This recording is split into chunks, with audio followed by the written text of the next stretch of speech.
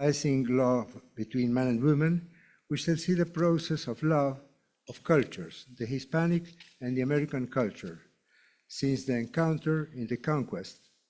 And from this love, a culture will be born, the Hispanic American culture. We will try to approach the formation, the birth of a new culture, through the narration of the images that express the process. From the enormous initial distance of the first images, they will reveal the gradual love or synthesis, marvelous synthesis of the Hispanic American culture. The images are metaphorical expressions. Like poetry, they exceed representation and appeal to an unnamed faculty in which our entire being participates. The metaphors of art and poetry are the closest thing to mystery, to the unknown, to the presumption we have, so inevitable as unprovable, that there is something before and after we die, our life. The metaphors of art refer to what exists, that is, to what is outside in the world, in nature, but above all, to what lives within us, our dreams, our desires, our illusions and disappointments, our affirmations, our mistakes and our contradictions. Art transcends and encompasses the artist's consciousness. As an expository method, we will rely on some of Aby Warburg's category related to love. As you may recall, Warburg was a celebrated German-born art historian. He proclaimed himself a Hamburger by heart, a Jew of blood, and a Florentine by soul. And in the development of his classical art studies, he was completely fanatic of Renaissance, and in the observation of the works of Ghirlandaio and Botticelli especially, he made what he called a discovery. The discovery was that figures, forms in art are the manifestations of some pathos that exists since our beginning as man, as human species, in our memory. So he called this not images, these pathos, these emotions, he called them pathos formal. He explained that these pathos that are in our memory reflect in art history in different ways. So he gradually found different pathos formals: the nymph, the hero, the serpent, the starry sky, and so many others. And he, with this idea, made an Atlas Mnemosyne, which is very famous. The Atlas Mnemosyne collects 2,000 images of art history that represent the different pathos formal, that represent the different figures that this pathos formal had along history. So a hero will be a muscular man, will be a saint, will be a genius of physics, will be a political, will be a worker, will be a general, a knight, and so on. And that's the same with nymphs and the same with all the pathos formals. So we, following this idea from Warburg, we shall try to understand the pathos formals that relate to us. So what images the Americans had at the time of the conquest, what images the Spanish had in their culture at the same time, and how was the synthesis. Of this pathos formal, I have selected 3, which are related to love. That's what Ortega wanted. The nymph, the hero, and the couple. So let's see first the nymph. Okay, this is Xochiquetzal. That's the nymph in the conquest times. Xochiquetzal, Xochi means flower, and Quetzal means bird. Bird, feathers, sky, mystery. So, as Xochi is the flower, she's the goddess of beauty, love and pleasure of love, the arts, she's sensuality, fertility, harvest, childbirth. But the image of Quetzal is that the one that dominates the picture. The image of Xochiquetzal, dominated by Quetzal, by the spiritual form, is deeply symbolic, almost cubist and geometric, unlike, as we shall see, the Hispanic nymphs of the time. Any realism is set aside to convey a metaphor that is pure symbol, pure meaning, that requires translation instead of stimulating the senses. Abstract symbolism, which we have called the geometrization of forms, confronts us with another dimension, different from real figures. Abstraction, by removing images from reality and transforming them into symbols, attempts to intervene in time, attempts to approach eternity. Geometric forms rest in human consciousness. They are not mortal, they belong to Plato's ideas. To religiosity, they do not change, they will exist forever. And that same can be said from the modern abstraction of the 20th century and of the 21st century. The Spanish found America in a period of abstraction and geometrization, a period of symbolization. But now we shall see the Spanish nymph in those times. And the other, okay, this is, well, the picture is not very good. This is the Spanish nymphs, that is a painting by Velázquez. She is Venus, Aphrodite in Greek, Aphrodite in the mirror. Velázquez Venus is absolutely realistic. She represents the same themes as Xochiquetzal. She is the flower, femininity, sexuality, passionate love, fertility, birth, in man and in nature. Unlike Xochiquetzal, who imitates eternity, Velázquez Venus is a real woman who is destined to die. She's human, and she's in space. She's not a symbol. The goddess is a beautiful, real woman with a preponderant eroticism. But then, we shall see the coronation of the Virgin. And so, the virgins are also nymphs in the conquest times. We have chosen this painting also from Velázquez, because the model is Lavinia Triumphii, the model beloved by Velázquez during his stay in Rome, and the same model as the earlier Venus that we saw. The structure of the work forms a heart, symbol of spirit, depicting the respective positions of God the Father, the love of the Holy Spirit, and down Virgin Mary and Jesus. The Virgin is also a nymph, a giver of life, the mater generatrix par excellence. From her begins the new life, the new world that derives from the incarnation, a path that allows the forgiveness of the original sin, a nymph who gives spiritual life in opposition with the Venus.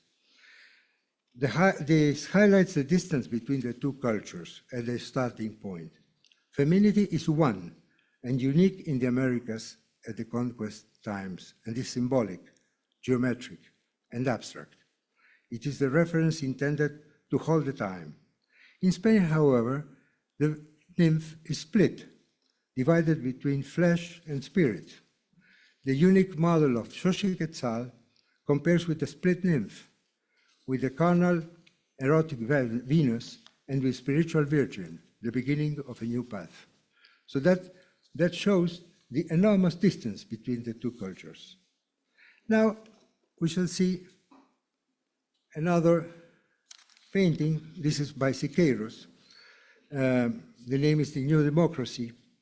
And here Siqueiros paints his work with his wife, Angélica Arenal, as a model of a democracy in struggle, with a torch that ignites the new indigenism and thus the resurrection of the indigenous culture conceived as a cultural struggle against the West. Paradoxically, the work displays powerful symbols of the West, of the Spanish, of the European, the Phrygian cap of the French Revolution, which symbolizes freedom, the yellow flower of art and science, and also some defeated German soldiers who symbolize the fall of fascism and regimes opposed to freedom. Democracy is now a nymph of struggle. Freedom will be born from it. She is a nymph from romanticism, a nation, a culture, a homeland. The work has a close romantic symbolic relationship with Marianne. The next picture. So she is not so indigenous. This is the woman symbol of the French Revolution. Marianne is the symbolic representation of the motherland. She's fiery, warlike, also peaceful, nurturing, and protective, and also wears a Phrygian cap, the symbol of freedom. Let's recall for a moment the Lacroix Marianne. Liberty leading the people is the official title, and we'll see the profound influence that has in Siqueiros. Let's observe both heroines, De la Croix and Siqueiros, the attitude of guiding the people on the march, their breasts displayed in attitudes of defiant femininity. Both are nurturing mothers who guide the peoples towards freedom. Beyond the ostensible indigenism in the central figure from Siqueiros' painting, which tries to affirm an indigenous culture, above and in conflict with the culture of the conquest, the use of profoundly Western symbols stand out. Therefore, regardless of the artist's intention, art happens. We paint what we do not see, said Deleuze. The work exhibits a synthesis, a deep meeting between American culture and the Western world through Spain. And now we'll see, next picture, Nymph of Our Days. This is an entitled work by Flavia Darlin. It's a self-portrait. It's a precursor to the selfies, and it's painted, the photograph is painted. The reference to the nymphs is clear in the work. Well, here it can't be seen very well, but there are forests and mountains, life in nature, in an Eden like Eve's Eden or Diana's, the Greek Eden, the Greek Virgin. But also in the poses, the movements frozen in the instant evoke Warburg's wind, evokes Warburg's pathos formula. The scene celebrates the ascension to heaven of a dead child. The spiritual joy of the soul rising prevails over the sadness caused by the loss of the body here on earth. Is Christ the dead child whose crucifixion saves and thus the spirit is reborn? The nymphs depicted are precisely that, nymphs, the spirit of creation that dwells within every woman.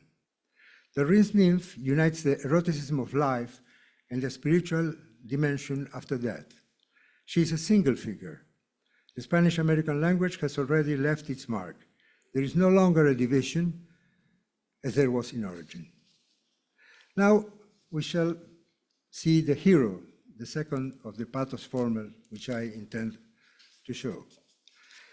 The hero always undertakes a symbolic journey. From his animal instinct, Aristotle said, as you all remember, the rational animal, and attempts in this journey to arrive to mystery, tries to reach the being. To do so, he relies in his reason, the only instrument he has. And he must put his reason at the service of spirit and not of instinct. He will construct metaphors, messages that are behind the messages, poems, works of art, sometimes believing that they are dictated by the gods in times of Greek or in times of Hebrews, and sometimes that they are the prayer that they elevate. But always these messages, these metaphors, will be independent of understanding and will only be grasped by the soul. Ulysses maybe is the model of the hero. With his intellect, with his reason, he must subdue sexual desire in Circe's island. The desire to be a god also, when Calypso was in love with him in her island. The hiding of anguish behind forgetfulness when he was in the Lotophagus island. He must ensure that desire does not take over his conscience, his reason, and dedicate his intellect to the exploration of mystery. And the journey of Odysseus is also similar to the journey of Hercules with his 12 works, and Samson with his ill-fated struggle against pride. Samson is a hero who lost the battle. In classical iconography, the physical strength in the old iconography is the symbol of spiritual strength. But later, strength will be replaced in the world of saints, in the world of geniuses. Later in Baroque heroes, there will be saints, soldiers, kings, knights. With the emergence of ideology, we'll have workers, peasants, guerrillas. And now let's look at the American Spanish heroes of the period of encounter, of the conquest, and the American heroes at the same time. The next image. Okay, here we have Quetzalcoatl. The name Quetzalcoatl, as you can remember, Quetzal is bird, is the sky, is the flight towards spirit. And Coatl is serpent. Serpent in all cultures is a symbol of intellect, of arrogance, of lie. In the Hebrew, in the Greek culture, that gives birth to our Western culture, but also in American culture, in indigenous culture, we had no connection with us.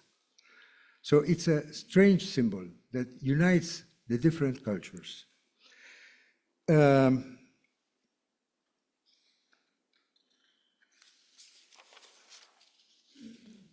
Quetzalcoatl feathers, as Xochiquetzal feathers, dominate the figure and are associated with sky and mystery. Quetzalcoatl can, like Western heroes, reach heaven. His vocation is determined by the feathers that allow him to fly. But the serpent is also present with his attachment to the intellect. He uses the serpent, he uses the intellect to go into the sky, into the mystery. But then the American culture had the Tezcatlipoca. Next. Tezcatlipoca is the destructive function of Quetzalcoatl. His name means the smoking black mirror. The presence of the mirror, of the reflection, immediately leads to language, to reason, to representation. In the mirror, what dominates is reason, not spirit.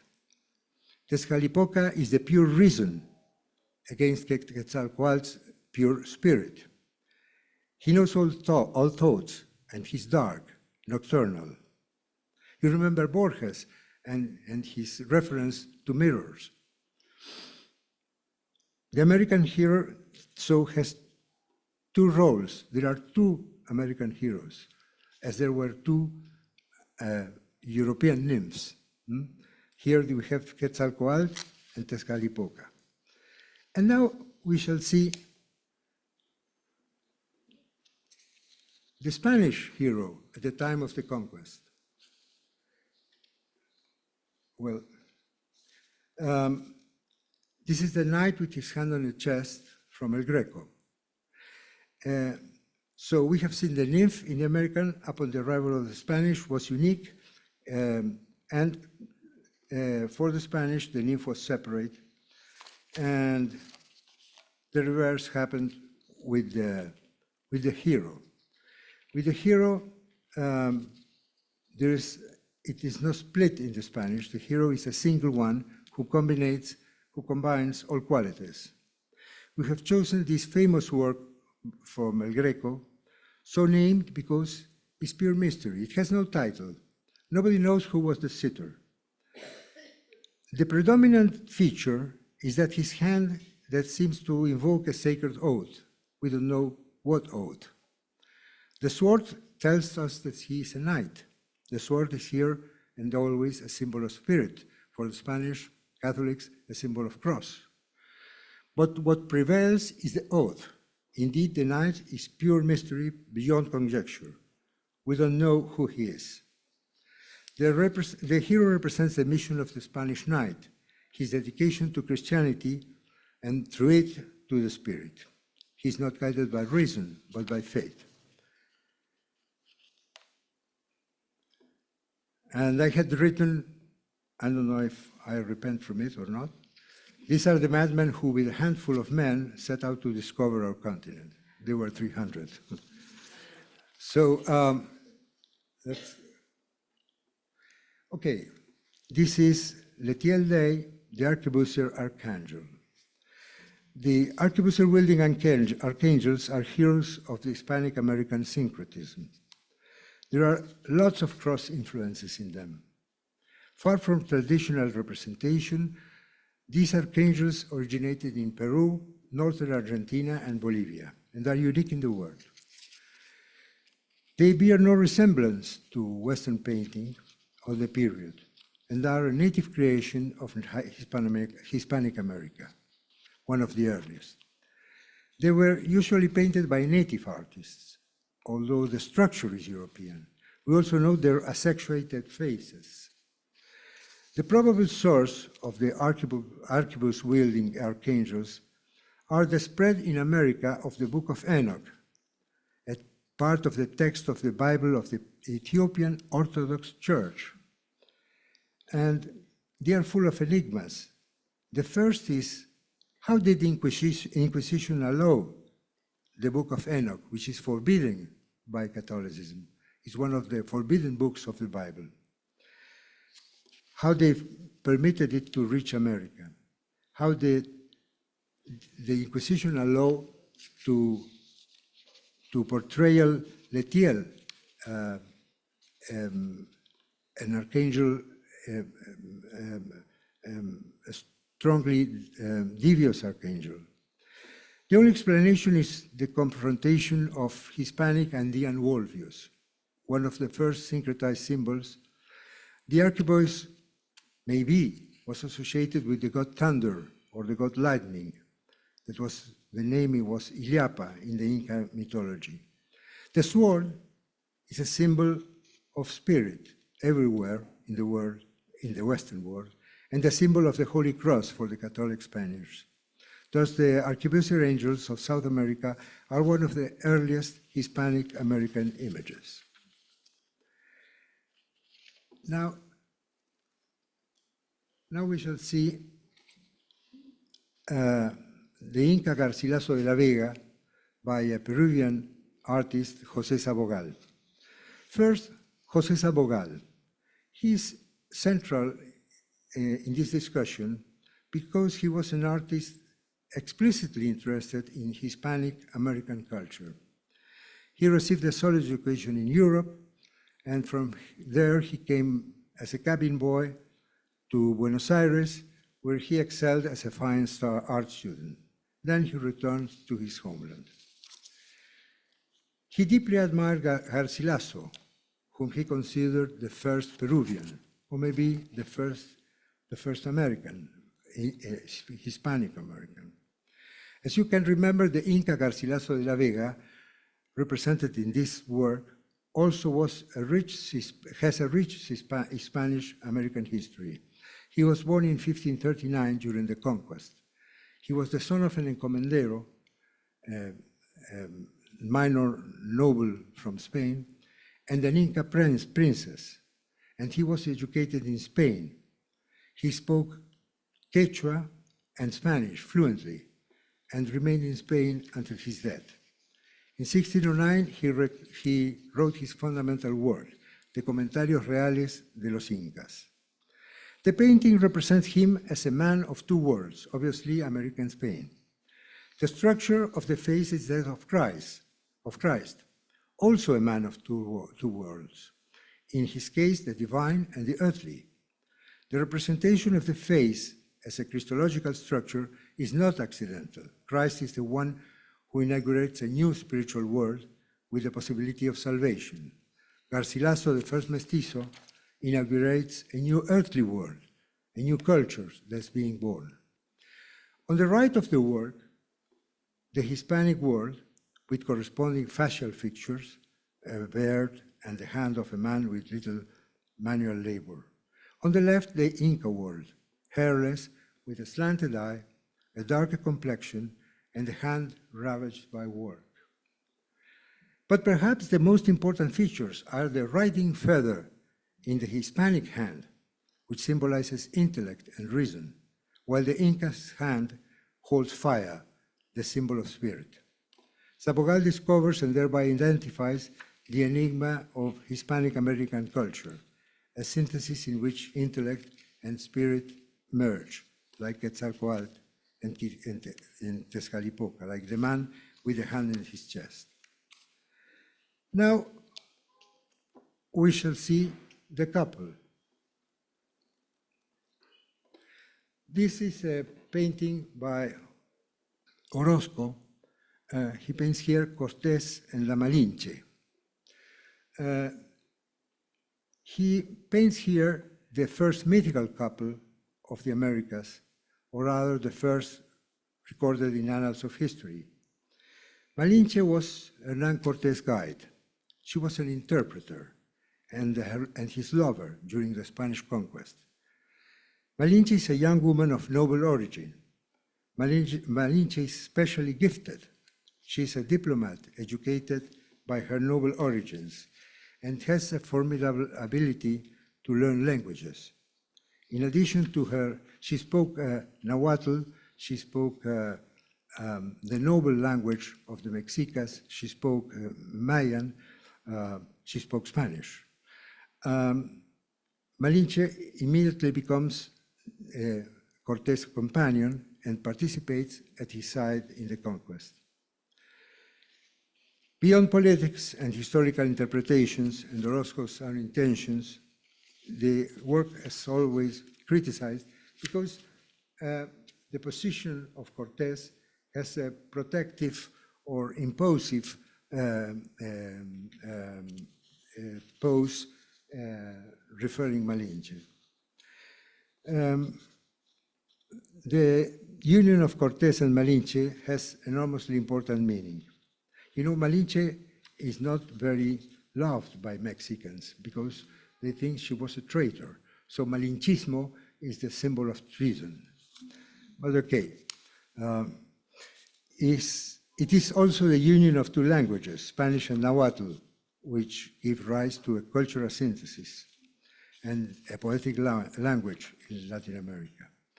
And is the basis of the blending of peoples. Now, we shall see another painting that is, all of you know, that is La Vuelta del Malón by the son of an Italian immigrant, Ángel de la Valle. This was painted in 1892 at the height of the birth and of the development of modern Argentina. Well, this was an explanation for Brown. So it says in Southern America, so you all know the Malones, so I don't have to explain you what the Malones were. They had an only purpose, which was plundering. They were Malones until 1906. That's very curious. The plundering included women who were enslaved. The captives were a common and idealized figure. All the eroticism that the society of those times didn't admit in itself was deposited in the captives and the Indians. De la Valle works illustrate the raid as the returns from plunder. They come from the light of culture to the dark of the savages, of the wild. There are two heads, of two persons who have been beheaded, and at the far left, very, very white, a semi-faded captive stands out with a strong erotic connotation. This couple has an inverse meaning to that of Cortés and Malinche. Malinche is incorporated into Spanish culture, while the captive is incorporated into the native people, in this case, the Mapuche.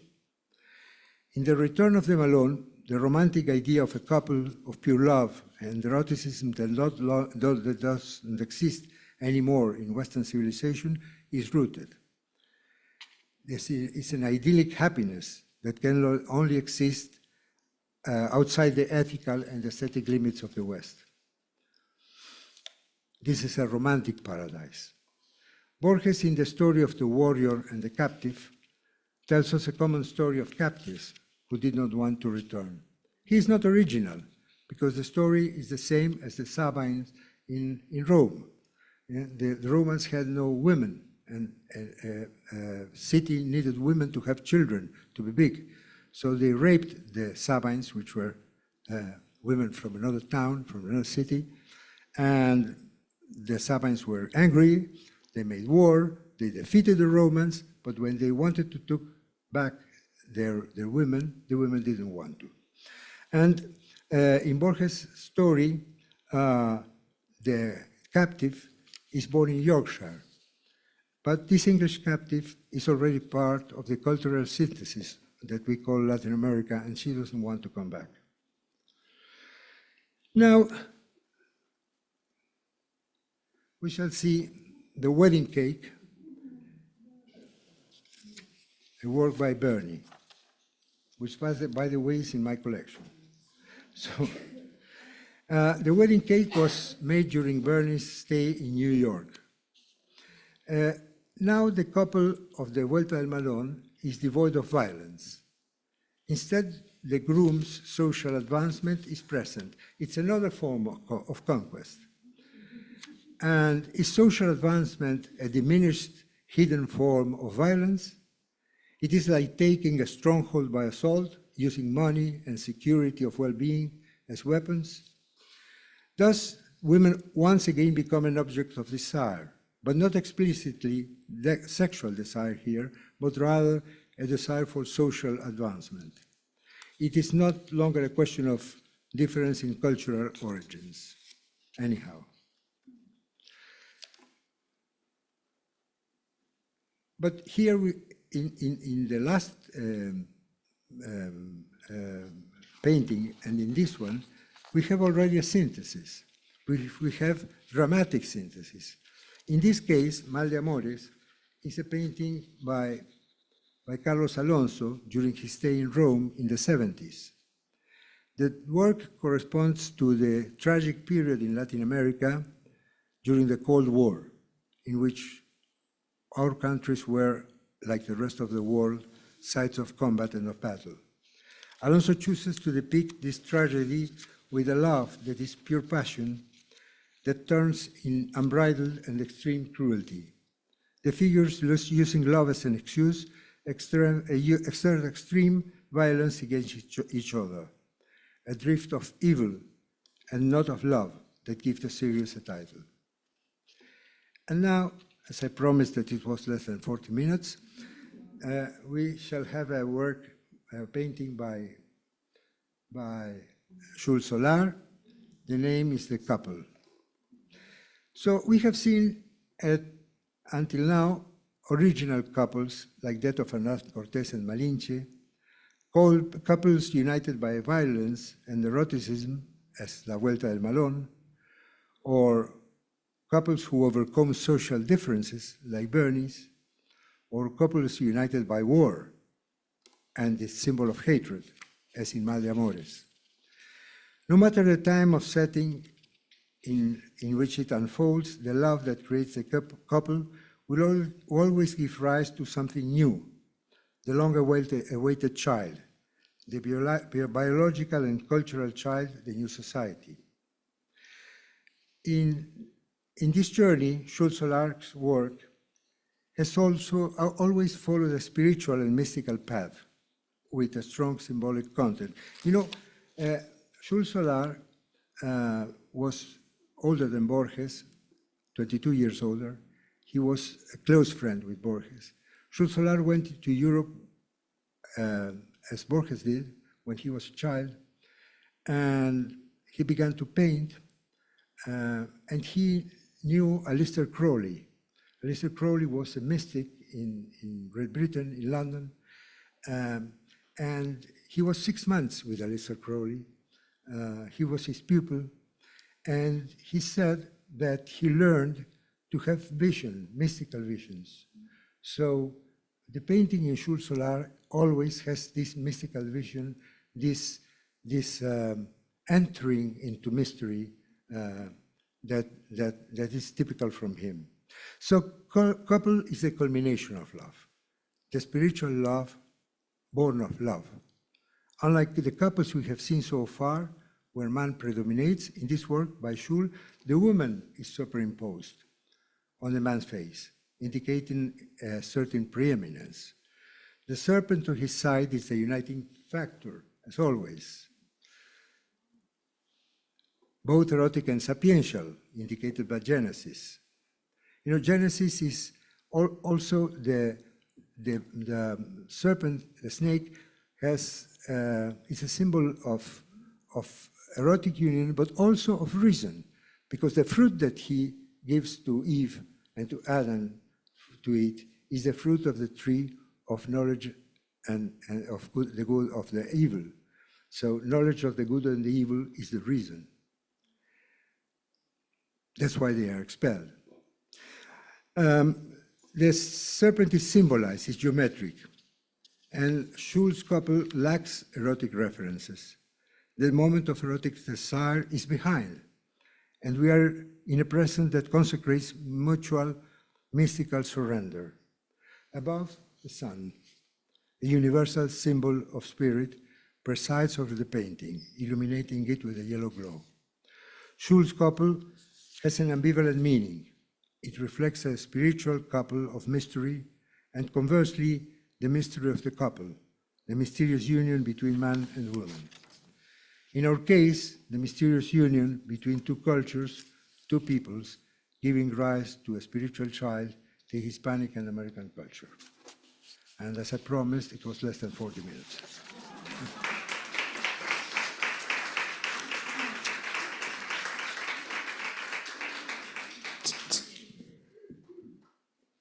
Oh, please don't step down yet. We have a few questions, I'm sure.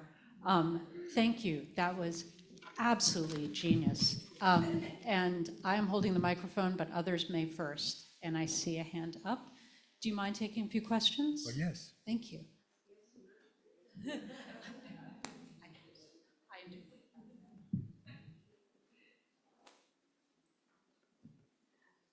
Good morning. Well, first I have a comment and then a question.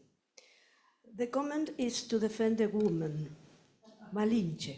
Mm-hmm. Malinche is a traitor depending on what point of view you look at her. She wasn't Azteca. She belongs to a people who had been domined and violently disappeared by Aztecas. As far as I can remember, they were the Mexicans, but I'm not sure. So this lady, considered from the point of view of the Aztecas, betrayed Montezuma, translating wrongly, as the Aztecas said, wrongly to goddess. But from the point of view of their own people, she was a heroine because they don't betray them.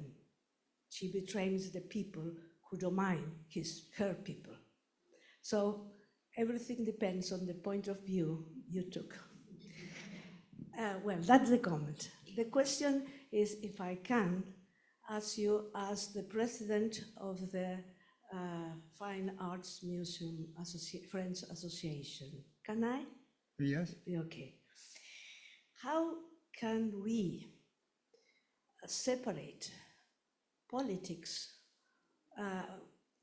from artistic criteria in order to respect or keep some interesting things that the Fine Arts Museum used to have, as for example, a very interesting room dedicated to the Latin American original native people that nowadays has disappeared.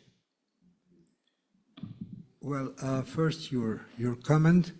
Well, Malinche was a strong traitor since the Mexican independence. Before, he was just a woman who was an interpreter. For Spanish, she was a translator. And I admire her intellectual wealth by knowing so many languages, because she knew not only Nahuatl and Spanish, which she learned, but also all other indigenous languages. But concerning the museum, okay, we have a Spanish, pre-Columbian or pre-Hispanic, like we say, enormous collection, and we have three rooms right now, which represent the pre-Hispanic collection. Our museum is very similar. When it began, Argentina was rich, and we thought that it would be similar to the Metropolitan Museum. But then we were lost. But still has the same three axes, would I say, the same three bases of the Metropolitan Museum. There is what existed when we, the immigrants, arrived. There was what we, the immigrants, because this is I am sorry for the Mapuches, but this is an immigrant society. There is what our fathers or grandfathers, whatever it is, our immigrants loved and respected, the European art. So the first is the pre-Columbian art, the second, the European art, and then comes what we, the sons or the whatever, could make, that is the Argentine art, which is not very Latin American, by the way. It has a strong European, no? That's maybe the reason that it's not very loved in Europe, because we don't have a Brazilian culture or a Mexican culture behind it. We have an Italian and French culture behind it. But anyhow, so we have the rooms. Come to see the rooms. Dr. Crivelli, thank you for a most wonderful speech. I have a question out of curiosity about the representation of women as virgins, as religious virgins in Europe and in Latin America. Virgins, mothers of Christ, particularly in the Renaissance, had bodies. Mm-hmm. Often they were depicted lactating, I mean, giving their breast to the baby.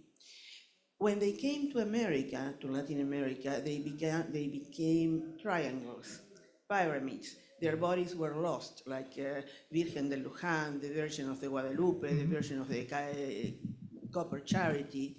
I just wanted to know why such a transformation took place. Well, the Renaissance is probably the moment where the Western culture, I wouldn't say it is born, but is graduated as a culture. The Renaissance is very strong against dogma. You have Galileo that says that we must observe nature, and we have Leonardo, and we have Michelangelo, that shows in the art, they show the body idealized in some cases, in some other cases, like Raphael, It's a normal woman who is the Virgin.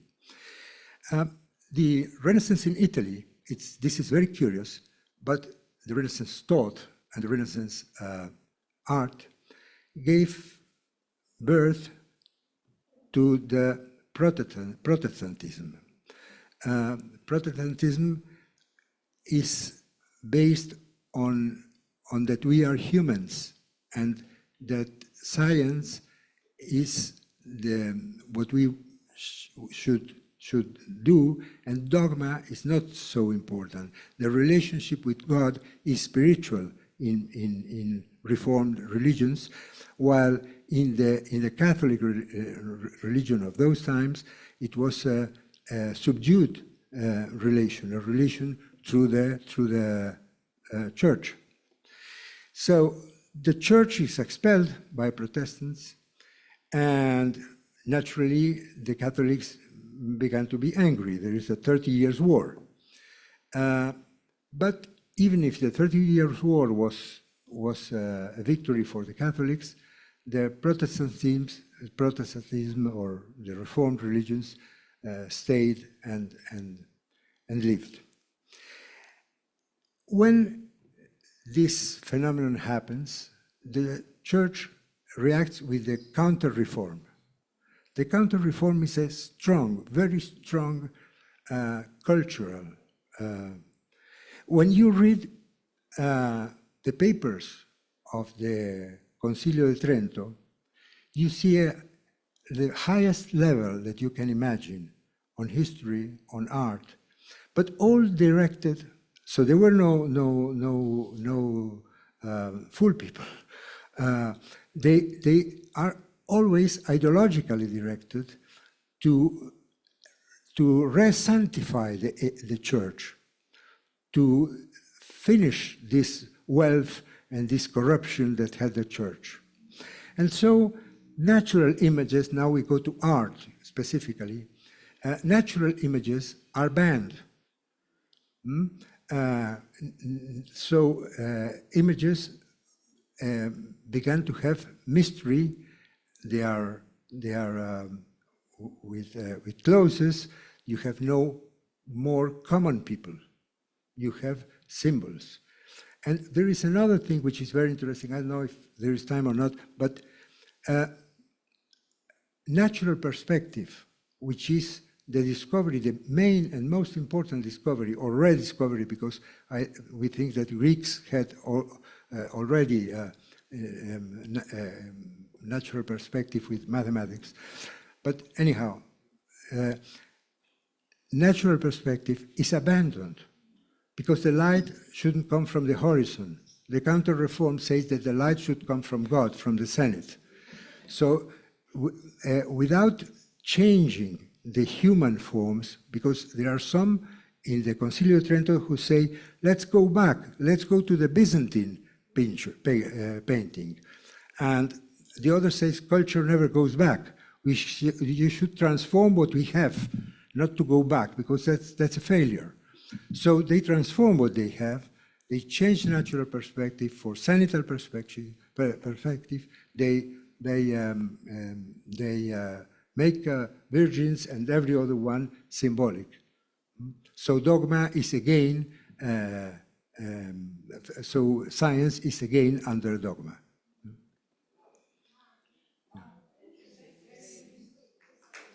No, Thank you so much for such an enlightening talk and the explanations. I have a question for you as an art collector. I'm sure you're familiar with Juan Cambiaso. I worked at Manuel Farana Mairal, and his wonderful collection, or at least part of it, is in the law firm's building. And it was one of the pleasures of working there was to sort of walk down the corridor, reading some ghastly legal thing on tax, and you'd look up and there was some amazing artwork. And so it was very inspirational. And I'd like to ask you, how do you think is the role? What is the role? What do you see as the role of the art collector here in Argentina? Well, I know Juan Cambiaso very well. He's my friend since, 30 years or more. I would like it were less, but it is so. And he has a wonderful collection, and he made a wonderful collection for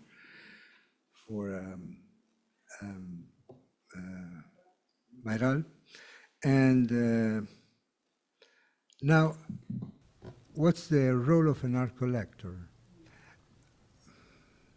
You have three kinds of art collectors. There are art collectors who collect for, I wouldn't say for money, it's for success. I buy it in $200 and now it's 4,000 or it's 40,000. I'm shrewd, I know a lot of art because I can discover. It's not that he wants to win money. There are some that yes. Then you have the art collectors that collect with an idea. I collect the 80s, I collect the 90s, I collect the abstract. And then there are art collectors like Juan Cambiaso and me that we collect what we love, what we have a passion for. And there is an instinct to possess the objects you feel passionate for. Now, what's the role in Argentina? The role in most of Western countries is to give these collections or part of these collections to museums. In Argentina, it is not. It was. When you see our Fine Arts Museum, you will see that nearly 70% of the artworks are collectors' donations, Garrico, Hirsch, and so many others. But there is no place. Our museums are very poor. So collections get lost when the collector dies into the family. They are sold.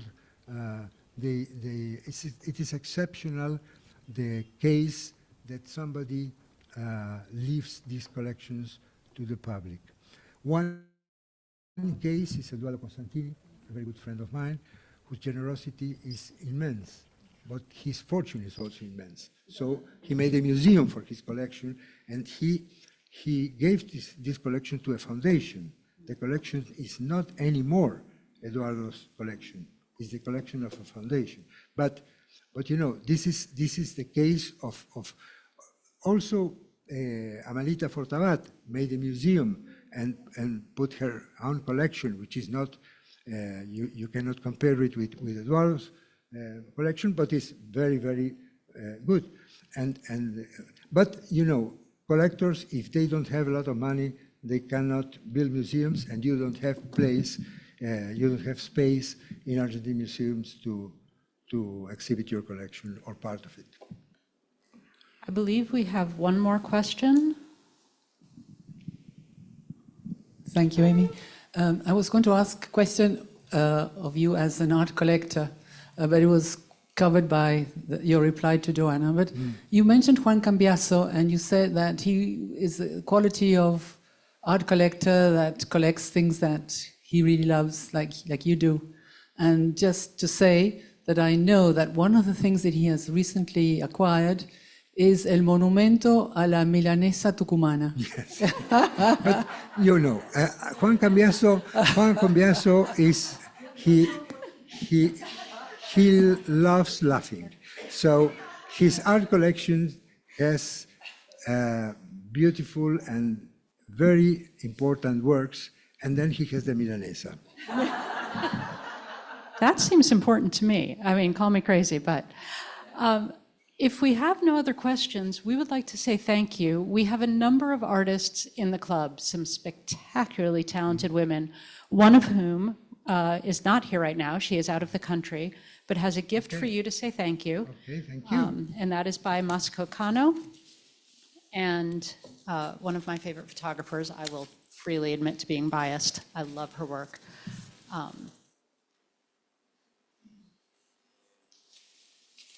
I wrapped it, I'm sorry.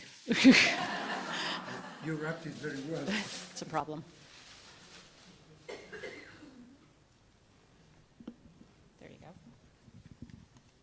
and it's of a bumblebee.